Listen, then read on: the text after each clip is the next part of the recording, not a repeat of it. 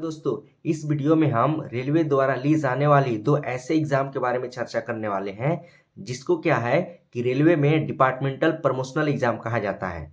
मतलब कि जो स्टाफ मान लीजिए बहुत अच्छे क्वालिफिकेशन के साथ रेलवे में ज्वाइन किए हैं, बहुत अच्छे क्वालिफिकेशन है, मान लीजिए बीटेक है, एमटेक है, एमए है, बीए है, तो उन सब मान लीजिए बहुत अच्छे क्वालिफिकेशन वाले स्टाफ जाके ग्रुप डी में ज्वाइन कर लिए हैं।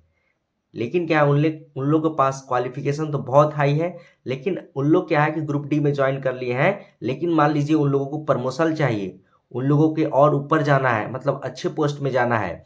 तो रेलवे क्या करती है, उन सब स्टाफ के लिए मौका देती है कि एग्जाम के थ्रू अगर रियल में आपके पास टैलेंट है तो आप प्रमोशन जल्दी से पा सकते हैं। तो रेलवे क्या करती है, 3 साल 4 साल के अंदर हर एक मतलब 3 साल 4 साल में रेलवे दो टाइप का एग्जाम लेती है, वैकेंसी निकालती है, जिसको कहा जाता है जीडीसी और एलडीसी। जीडीसी का मतलब होता है government departmental competitive exam, LDC का मतलब होता है लिमिटेड डिपार्टमेंटल कॉम्पिटिटिव एग्जाम। तो दोस्तों इसी के बारे में हम टोटल जानेंगे इस वीडियो में। दोस्तों वीडियो स्टार्ट करने से पहले हम अपने बारे में आप लोगों को थोड़ा सा बता दूं, क्योंकि हो सकता है आप मेरे वीडियो पहली बार देख रहे होंगे। तो दोस्तों मैं रेलवे में एक जूनियर इंजीनियर हूं, जो कि अभी अभी नया ज्वाइन किया हूं 2022 में। हमें ट्रैक मशीन डिपार्टमेंट मिला है जो कि सिविल इंजीनियरिंग डिपार्टमेंट के अंदर आता है। इससे पहले क्या था मैं 12 फरवरी 2021 को ग्रुप डी में ज्वाइन किया था। उसके बाद अप्रैल में 2021 में जीडीसी वैकेंसी आई थी, जिसके बारे में हम अभी बताने वाले हैं, गवर्नमेंट डिपार्टमेंटल कॉम्पिटिटिव एग्जाम।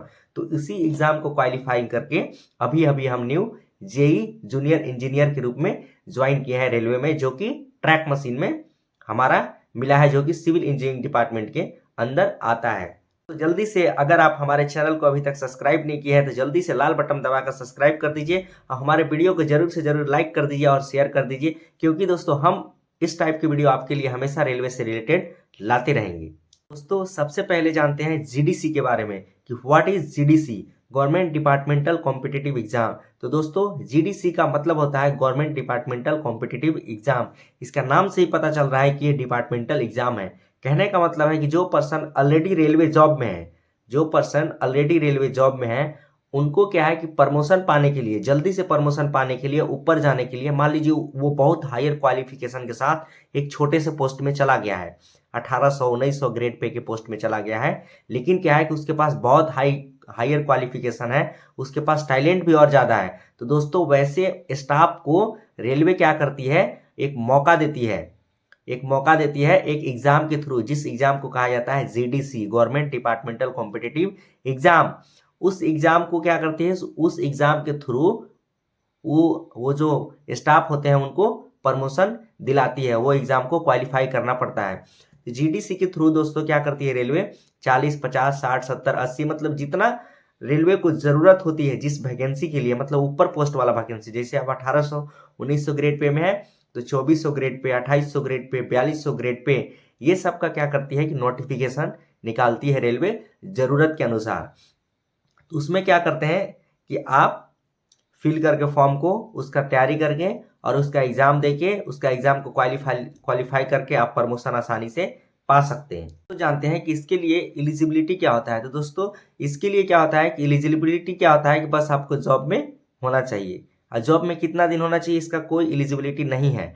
आप जॉब में बस इतना दिन होना चाहिए कि आप मान लीजिए जॉब ज्वाइन किए, रेलवे ज्वाइन किए, तो बस पीएफ नंबर आ जाना चाहिए, पीएफ नंबर, ठीक है, पीएफ नंबर आ जाना चाहिए, जो कि लगभग 1 महीने के अंदर आ जाता है। इसके बाद अगर जो वैकेंसी आती है जीडीसी, तो आप तुरंत उसको फिल कर सकते हैं, उसका तैयारी कर सकते हैं और एग्जाम देकर आप भी प्रमोशन पा सकते हैं। बस इसका इतना ही एलिजिबिलिटी है कि आपको बस जॉब में होना चाहिए, पीएफ नंबर आ जाना चाहिए बस। और क्या है कि एक एलिजिबिलिटी कि आप मान लीजिए जिस पोस्ट के लिए जीडीसी निकाला गया है उस पोस्ट का क्वालिफिकेशन आपके पास होना चाहिए। जॉब ज्वाइन करने से पहले का क्वालिफिकेशन, मान लीजिए आप 2022 में जॉब ज्वाइन कर रहे हैं तो 2022 से पहले वो क्वालिफिकेशन कंप्लीट होना चाहिए किसी रिकॉग्नाइज्ड यूनिवर्सिटी से। जैसे कि मान लीजिए हम जीडीसी जेई के लिए दिए हैं, तो जेई के लिए क्या क्वालिफिकेशन चाहिए, डिप्लोमा इंजीनियरिंग। तो दोस्तों मैं डिप्लोमा इंजीनियरिंग, हमारे पास क्वालिफिकेशन होना चाहिए, हमारे पास था, इसीलिए हम जेई बने। तो एक क्या है कि आपको जॉब में होना चाहिए एग्जाम देने के लिए, दूसरा क्या है कि आपको पोस्ट के अनुसार रिक्वायर्ड क्वालिफिकेशन चाहिए। बस इतना ही इसमें एलिजिबिलिटी चाहिए होता है, बाकी कुछ नहीं चाहिए होता है। बाकी आप तैयारी कीजिए और आराम से एग्जाम दीजिए। अब दोस्तों जानते हैं एलडीसी के बारे में, लिमिटेड डिपार्टमेंटल कॉम्पिटिटिव एग्जाम। देखिए दोस्तों, दोनों का फंडा लगभग सेम है, लेकिन अगर जो सेम है तो दोनों का नाम अलग अलग क्यों है, आइए जानते हैं इसके बारे में। तो दोनों का क्या है दोस्तों कि जॉब में तो होना चाहिए, एलिजिबिलिटी क्या है कि दोनों का जॉब में होना चाहिए, लेकिन एलडीसी में क्या है कि लिमिटेड होता है। लिमिटेड मतलब क्या है कि इसमें कुछ लिमिट होता है। आपको क्या है कि 3 साल जॉब का एक्सपीरियंस होना चाहिए। अगर आप रेलवे में 3 साल तक जॉब करते हैं, इसके बाद आती है वैकेंसी, तब आप उसमें आप फिल कर सकते हैं। जीडीसी में आप तुरंत कर सकते हैं, पीएफ नंबर आया, तुरंत अप्लाई किए, एग्जाम दिए, हो गया। लेकिन एलडीसी में आपको क्या है कि 3 साल वेट करना पड़ेगा। अगर आप जॉब ज्वाइन किए हैं रेलवे का, 3 साल पहले अगर जो आती है वैकेंसी तो उसको आप नहीं भर सकते हैं। अगर आपका 3 साल पूरा हो गया है, इसके बाद ही आप रेलवे का जो एलडीसी का एग्जाम होता है उसको आप भर सकते हैं और एग्जाम दे सकते हैं और प्रमोशन पा सकते हैं। तो दोनों में लगभग यही अंतर होता है, ज़्यादा मोस्टली यही अंतर होता है, बाकी कोई अंतर नहीं है। बाकी वैकेंसी दोनों का 3 साल 4 साल के अंतराल पे आती रहती है। एक चीज़ अलग क्या है दोस्तों इसमें कि लिमिटेड, लिमिटेड कहने का मतलब है कि ये कुछ कुछ पोस्ट के लिए लिमिट करके निकालती है कि यही पोस्ट वाले इसमें भर सकते हैं। और मतलब जिससे कि क्या होता है कि ऑपरेटिंग वालों को दे देता है 90% और 10% दे देता है इंजीनियरिंग वालों को। तो इस टाइप से इसमें लिमिट लगा दिया जाता है, इसीलिए इसका नाम है limited departmental competitive exam, LDC. तो इसमें क्या है दोस्तों कि लिमिट है कुछ कुछ, यही दोनों में डिफरेंस है। बाकी जो वैकेंसी है 3 साल 4 साल के अंदर दोनों की आती रहती है। मतलब कुछ कुछ लिमिट लगा देता है कि ये डिपार्टमेंट वाले इतना ही इसमें आ सकते हैं, इससे ज़्यादा नहीं आ सकते हैं। और ये तीन साल जॉब एक्सपीरियंस होना चाहिए, तभी आप ये एग्जाम को दे सकते हैं। तो यही दोनों में जो होता है मेन डिफरेंस होता है जीडीसी और एलडीसी में। ठीक है दोस्तों, बाकी कोई भी अंतर नहीं है, बस यही अंतर है। आइए जानते हैं कि इसकी तैयारी कैसे करना है। मान लीजिए वैकेंसी आ गई तो इसकी तैयारी कैसे करना है। तो दोस्तों क्या है कि आपको जो क्वालिफिकेशन है आपके पास, उसी पोस्ट के अनुसार आप तैयारी कीजिए। मान लीजिए आपके पास डिप्लोमा है, बीटेक है या एमटेक है और आप हैं ग्रुप डी में, तो आप क्या कीजिए कि आप जूनियर इंजीनियर के लिए तैयारी कर सकते हैं, वो पथवे इंजीनियर के लिए कर सकते हैं। आपका मतलब जो भी इंजीनियरिंग डिपार्टमेंट है उसका आप तैयारी कर सकते हैं। आपका जो भी ब्रांच पेपर है, जो भी टेक्निकल है, उसको क्या है कि जितना भी टाइम मिलता है उसको आप पढ़ते रहिए, 2 घंटा 3 घंटा, मतलब जितना भी टाइम मिलता है आपको क्या है 24 घंटा में 2 घंटा 3 घंटा 4 घंटा आप डेली क्या करते हैं रूटीन के अनुसार आप पढ़ सकते हैं, आप तैयारी कर सकते हैं। मेन टेक्निकल होता है उसमें, तो आप टेक्निकल का तैयारी कर सकते हैं इस प्रकार से। प्लस मान लीजिए और दूसरा, मान लीजिए आपके पास इंजीनियरिंग क्वालिफिकेशन नहीं है, आपके सिंपली क्या है कि आपने ग्रेजुएशन किया है, आपने इंटर किया है, तो आप क्या कर सकते हैं गुड्स कार्ड के लिए तैयारी कर सकते हैं, क्लर्क के लिए तैयारी कर सकते हैं, उन लोग का भी वैकेंसी आती है। तो इस टाइप से आप तैयारी कर सकते हैं। मतलब जो क्वालिफिकेशन किए हैं उसी के अनुसार वही पोस्ट के लिए आपको तैयारी करना है। तो इस टाइप से आप तैयारी करते रहिए और जब भी वैकेंसी आता है तब आप एग्जाम देके आराम से निकल सकते हैं, प्रमोशन पा सकते हैं। दोस्त ने हमारा वीडियो में कमेंट किया था कि ये जो एग्ज़ाम लेती है रेलवे जीडीसी का, वो कितना हार्ड होता है, किस लेवल का होता है, कटअप कितना जाता है। तो दोस्तों देखिए, इसका कहना कुछ भी नहीं है। देखिए अगर जो वैकेंसी कम है और लोग ज़्यादा हैं तो सिंपल सी बात है कि उसमें कटअप ज़्यादा जाने वाली है। कभी कभी का क्या होता है कि एक एक सीट पे लोग 40-50 आदमी हो जाते हैं, ठीक है, कभी कभी 2 आदमी भी रहते हैं। तो अगर जो एक सीट पे कम आदमी है तो कटअप कम जाता है, अगर जो ज़्यादा आदमी है तो कटअप ज़्यादा जाता है। तो वो क्या होता है कि मेन उसके ऊपर डिपेंड करता है कि वैकेंसी किसका आने वाली है।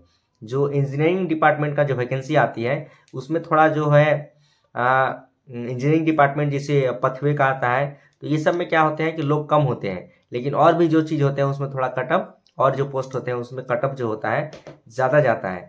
तो इसमें कहना नहीं है कि कटअप कितना जाने वाला है, इसके बारे में हम कोई भी अनुमान नहीं लगा सकते हैं। कटअप ज़्यादा, अभी क्या हुआ था कि हम लोग का एग्ज़ाम हुआ था तो उसमें पीवे का भी आया था, जेई पथवे इंजीनियर का भी वैकेंसी आया था, technician JE track machine, technician track machine का भी आया था, और जेई ट्रैक मशीन का भी आया था।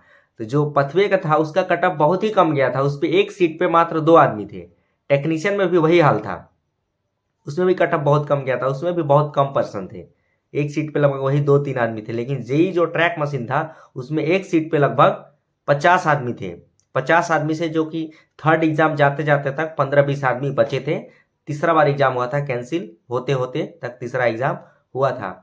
तो हम लोग का जो ज़्यादा पर्सन थे इसलिए उसमें कट ऑफ जो था वो ओबीसी का 78 चला गया था, ओबीसी का 78 कट ऑफ चला गया था।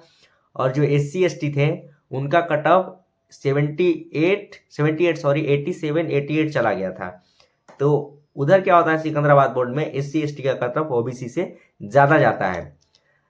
SC ST का सीट कम रहती है और जो लोग होते हैं वो ज़्यादा हो जाते हैं उधर, इसीलिए SC ST का कट ऑफ ओबीसी से ज़्यादा जाता है। तो ओबीसी का 78 गया था, SC ST का 78 नहीं 88 गया था। और जनरल का कट ऑफ बहुत हाई गया था, जो कि बताने लायक नहीं है, लगभग 94 चला गया था। बता ही देता हूँ 94 चला गया था जनरल का कट ऑफ। तो इस टाइप से कभी कभी क्या होता है कि कट ऑफ बहुत वेरी करता है। और पथवे जो इंजीनियर था उनका कट ऑफ मात्र 40 गया था, 40 कट ऑफ गया था। और जो टेक्नीशियन था उनका कट ऑफ मात्र 60 गया था। तो इसीलिए कट ऑफ के बारे में कुछ कहा नहीं जा सकता है, कभी कट ऑफ हाई भी चला जाता है, कभी लो भी चला जाता है। इसलिए आपको क्या करना है कि तैयारी अपने जो जितना भी आपके अंदर एनर्जी है वो एनर्जी के साथ करना है, पूरा अच्छे से करना है, ताकि आप प्रमोशन पा सकें। दोस्तों इस वीडियो में इतना ही। मुझे आशा है कि आप लोगों को हमारा ये वीडियो बहुत ही इन्फॉर्मेटिव और अच्छा लगा होगा। तो दोस्तों कृपया करके अभी तक अगर जो हमारे चैनल को सब्सक्राइब नहीं किया है तो जरूर से जरूर सब्सक्राइब कर दीजिए, वीडियो को लाइक कर दीजिए, शेयर कर दीजिए दोस्तों। तो ठीक है दोस्तों, मिलते हैं नेक्स्ट वीडियो में, तब तक के लिए जय हिंद, बाय।